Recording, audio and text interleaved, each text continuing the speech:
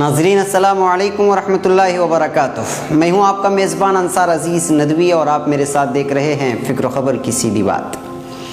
दरअसल मैं आज आपके सामने उन अफराद की जज्बात भरी एक हकीकी तस्वीर पेश करने जा रहा हूँ जो अपने मुल्क व वतन से दूर रोज़गारी की तलाश में जाकर अपनी ज़िंदगी का एक अहम वक्फ़ा गुजार देते हैं और फिर भी उनको ज़िंदगी का हकीकी सुकून मैसर नहीं। नाज़रीन, मैं आगे बढ़ने से पहले एक बात आपको यहाँ वाज़ेह कर दूँ कि मैं अक्सर चीज़ें वही पेश करता हूँ जो या तो तजुर्बात की रोशनी में होती हैं या जो आँखें देखती हैं या फिर दोस्त अहबाब अपना दुखड़ा सुनाते हैं या फिर किताबों से तहक़ीक़ की हुई होती हैं। किसी की दर्द भरी कहानी सुनने के बाद अगर उसको महसूस न किया जाए और फिर महसूस करने के बाद अगर ये न सोचा जाए कि पता नहीं यही कहानी कितने की ज़िंदगियों से चस्पा हो गई हैं, तो फिर वो दिल ही क्या जो एहसास के मादे से ना भरा हो। आज मैं कुछ आप ही के जज्बात को अपनी ज़बानी सुनाने जा रहा हूँ। उसकी उम्र करीब 50 के लगभग थी। मैं कुछ काम से शहर के एक महल्ले से दफ्तर की जानिब लौट रहा था तो किसी ने मुझे मेरे नाम से पुकारा।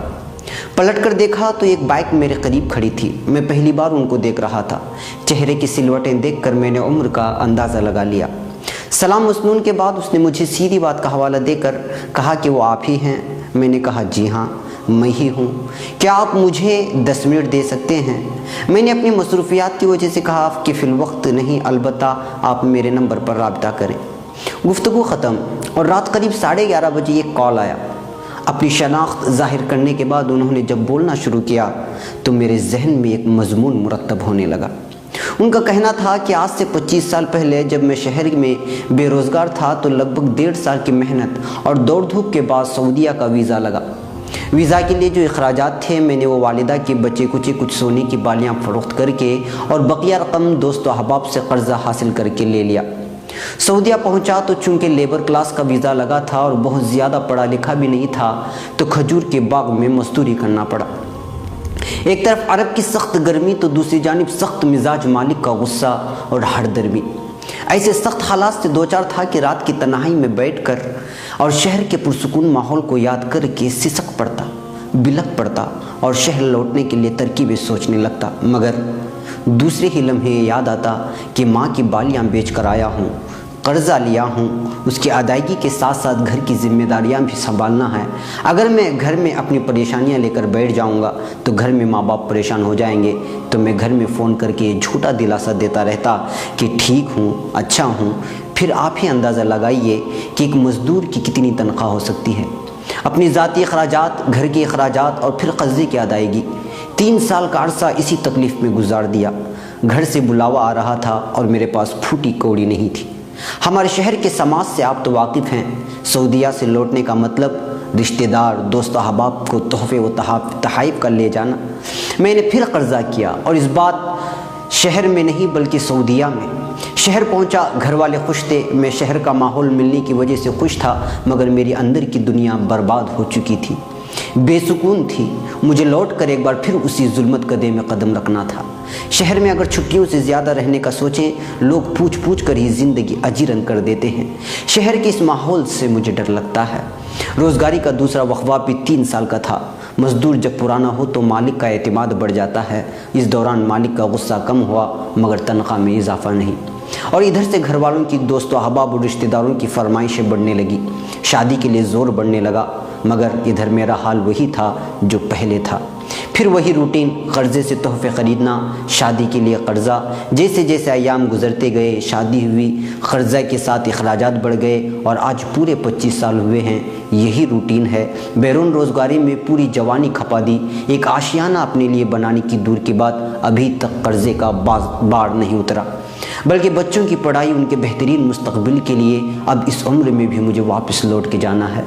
नाज़रीन, एक दर्द भरी कहानी का ये सिलसिला मुद्दम सी आवाज़ अल्लाह हाफिज़ के साथ ख़त्म इस बात पर हुआ कि एडिटर साहब, ये मेरे अकेले की कहानी नहीं है बल्कि बैरून मुल्क में जो भी लोग मजदूरी क्या करते हैं अलावा उन लोगों के जो बेहतरीन जॉब में हैं, सबकी यही कहानी है।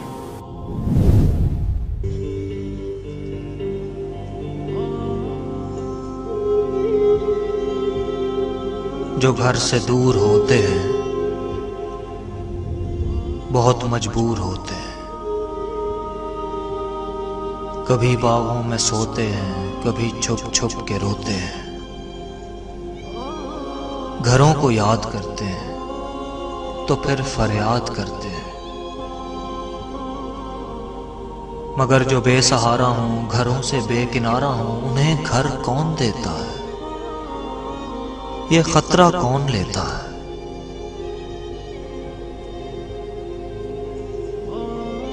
بڑی مشکل سے ایک کمرہ جہاں کوئی نہ ہو رہتا، نہ گھر سے پار ملتا ہے، بہت بیکار ملتا ہے۔ تو پھر دو تین ہم جیسے ملا لیتے ہیں سب پیسے، اور آپس میں یہ کہتے ہیں کہ مل جل کر ہی رہتے ہیں۔ کوئی کھانا بنائے گا، کوئی جھاڑو لگائے گا، کوئی دھوئے گا سب کپڑے، تو رہ لیں گے بڑے سکھ سے۔ مگر گرمی بھری راتیں، تپش آلود سوغاتیں، اور اوپر سے عجب کمرہ، گھٹن اور حبس کا پہرا۔ تھکن سے چور ہوتے ہیں، سکون سے دور ہوتے ہیں، بہت جی چاہتا ہے تب کہ ماں کو بھیج دے یا رب۔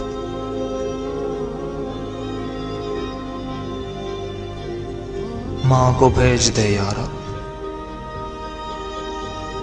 جو اپنی گود میں لے کر ہمیں ٹھنڈی ہوا دے کر سلا دے نیند کچھ ایسی کہ ٹوٹے نہ پھر ایک پل بھی۔ مگر کچھ بھی نہیں ہوتا، کچھ بھی نہیں ہوتا، کچھ بھی نہیں ہوتا تو کر لیتے ہیں سمجھوتا۔ کوئی دل میں بلکتا ہے، کوئی پہروں سلگتا ہے۔ جب اپنا کام کر کے ہم پلٹتے ہیں تو آنکھیں نم، مکان ویران ملتا ہے، بہت بے جان ملتا ہے۔ خوشی معدوم رہتی ہے، فضا مغموم رہتی ہے۔ بڑے رنجور کیوں نہ ہوں، بڑے مجبور کیوں نہ ہوں، اوائل میں مہینے کے سب اپنے خون پسینے کے جو پیسے جوڑ لیتے ہیں، گھروں کو بھیج دیتے ہیں، اور اپنے خط میں لکھتے ہیں ہم اپنا دھیان رکھتے ہیں۔ بڑی خوش بخت گھڑیاں ہیں، یہاں خوشیاں ہی خوشیاں ہیں۔ بڑی خوش بخت گھڑیاں ہیں، یہاں خوشیاں ہی خوشیاں ہیں۔ ناظرین، استقبال ہے فکر و خبر کی سیدھی بات میں۔ یہ ایک دو کی نہیں بلکہ سینکڑوں افراد کی شکایتیں ہیں جو زبان حال سے معاشرے اور سماج کے ڈر اور دیگر کئی وجوہات ہوتے ہیں جو ان کے ہونٹوں کو بند رکھنے پر مجبور کر دیتے ہیں۔ سوچنے کی ہی تو بات ہے کہ گھر کے احباب، اپنے کہلانے والے اور بیوی بچے اور رشتہ دار ان سے کبھی نہیں پوچھتے کہ طبیعت کیسی ہے۔ جب بھی فون آیا یا ویڈیو کیمرہ نیٹ پر بات ہوتی ہے یا پیغامات، تو صرف فرمائشوں ہی کی بھرمار ہوتی ہے۔ بیوی سے اگر کہو کہ گھر کے اخراجات کھل کر نہ کرو تو پھر ایک ہنگامہ کھڑا ہو جاتا ہے۔ بچوں سے کہیں کہ اپنی فرمائشیں محدود رکھیں تو پھر وہ تو یوں بھڑک کر کہتے ہیں کہ پڑوسی کے گھر میں تو سب آتا ہے اور آپ تو بس بہانے ہی بناتے رہتے ہیں۔ کوئی 25 برس سے پریشان، کوئی 30، کوئی 35، کوئی 15 سالوں سے سکون غارت ہو چکا ہے۔ اہل خانہ کی پرورش میں پورا خون سوکھ چکا ہے مگر اپنا ایک آشیانہ نہیں بنا پائے۔ گھر میں اگر ایک بھائی کی کمائی بہترین اور دوسری کی کم تو بس اور کیا کہنے، شادی کے فوراً بعد بھائی گھر میں دیواریں کھڑا کر دیتا ہے۔ یہ ان لوگوں کی پریشانی ہے جو مزدور طبقے کی حیثیت سے بیرون ملک میں برسر روزگار ہیں اور لگ بھگ متوسط طبقے کا بھی کچھ ایسا ہی حال ہے، اور جن کو اللہ نے بہترین روزگاری سے نوازا، دھن دولت اور سرمایہ کا امیر بنایا، تو یہ لوگ شادی بیاہ میں ایک دوسرے کی عمارت کو اونچی کرنے کے چکر میں متوسط طبقے کو جانے انجانے میں پریشان کر رہے ہیں۔ اس کا احساس ہی نہیں ہوتا۔ امیر لوگوں کی تقلید اور ناسور رسومات جو ہم نے خود گڑے ہیں، اس کو پورا کرنے کے چکر میں ہر طبقہ پریشان ہے۔ شادی بیاہ کو امیر ترین شخص کی برابری کرنے میں قرضے پر قرضہ لیا جا رہا ہے، اور پھر بعض لوگ تو سود پر بھی قرضہ لینے پر مجبور ہو چکے ہیں۔ امیر طبقہ اولاد کی ہر فرمائش پورا کر رہے ہیں۔ ان کی نوجوان اولاد رات بھر دوستی یاری کے چکر میں لیٹسٹ فون لے کر کہاں وقت گزاری کر رہے ہیں، اس کا بھی گھر والوں کو علم نہیں، اور گھر والے اس بات کو محسوس بھی نہیں کرتے کہ اس سلسلے میں ان سے تربیت کی جائے۔ مسائل بیان کریں تو یہ ایک دو نہیں بلکہ کئی ہیں۔ جس نے مجھے اپنی کہانی سنائی اس کا آخری جملہ تھا کہ بیرون ملک میں مزدور طبقہ جو محدود تنخواہ پر کام کرتا ہے، اگر ان کے مسائل بیان کرنے بیٹھ جاؤں تو گھر والے ان سے فرمائشیں کرنا تو دور کی بات یہ کہیں کہ آپ بیرون ملک چھوڑ کر گھر ہی آ جائیں۔ شہر کے پرسکون ماحول کو چھوڑ کر دن رات محنت مزدوری کر کے خون پسینہ کرنے کے بعد اپنی زندگی کا ایک اہم ترین حصہ کاٹ کر اپنی بیوی اولاد بیٹیوں کی شادی بیاہ کے لیے پائی جمع کر کے جب وہ شخص شہر میں مقیم ہونے کی سوچتا ہے تو اس کے پاس خود اپنا آشیانہ نہیں ہوتا، اور پھر جب بیوی بچوں کے پاس یہ کہا جائے کہ اب یہیں رہ کر کچھ کرنا ہے اور بچی کچی نڈال زندگی کے کچھ لمحے شہر میں ہی کاٹنا ہے تو اچانک بیوی کا چہرہ سکڑ جاتا ہے، بچوں کے حرکات بدل جاتے ہیں، اور پھر اس مجبور شخص کو یوں دیکھا جاتا ہے جیسے کہ اب یہ ان کے لیے کوئی معنی نہیں رکھتا۔ دوستو، کیا میں صحیح نہیں کہہ رہا ہوں؟ آپ خود سوچیں اور پھر ان جذبات کو آپ ہی نام دیں کہ یہ لوگ کس زمرے میں آتے ہیں۔ ناظرین، ایسا پہلے سے ہوتا آ رہا ہے اور اب بھی ایسا ہی ہو رہا ہے، مگر ہم اسے سنجیدگی سے نہیں لیتے، یا پھر زمانے میں چلنے والے رسم و رواج کے بھول بھلیوں میں اپنے ایسے پھنس جاتے ہیں کہ واپس آنے کا راستہ بھول جاتے ہیں، اور اگر راستہ مل بھی جائے تو سماج کی تنقیدی نظروں سے گھبرا کر واپس ہو جاتے ہیں۔ ناظرین، مجھے اس معاشرے سے پوچھنے کی اجازت دیں، اللہ کی جانب سے عطا کردہ امیری اور دولت سے ہم کسی کو تکلیف پہنچائیں یہ ہمارا حق نہیں بنتا۔ شادی بیاہ میں حد سے زیادہ اسراف کی وجہ سے معاشرے میں برا اثر پڑتا ہے، اور مالداروں کی تقلید کے چکر میں متوسط طبقہ قرضہ لینے پر مجبور ہو جاتا ہے، اور پھر زندگی اجیرن بن جاتی ہے، قرضہ بھرتے بھرتے عمر یوں ہی گزر جاتی ہے۔